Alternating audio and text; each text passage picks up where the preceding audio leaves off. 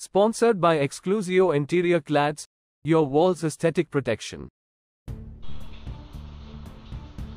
कागज नगर कस्बे के माहेश्वरी समाज द्वारा विधायक डॉक्टर पलवई हरीश बाबू का सम्मान।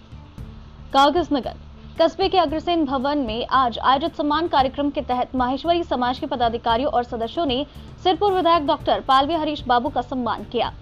इस अवसर पर उन्होंने कहा कि हम बाजार के विकास के लिए योजना के अनुसार कार्य करेंगे तथा आपसे सुझाव की अपील की।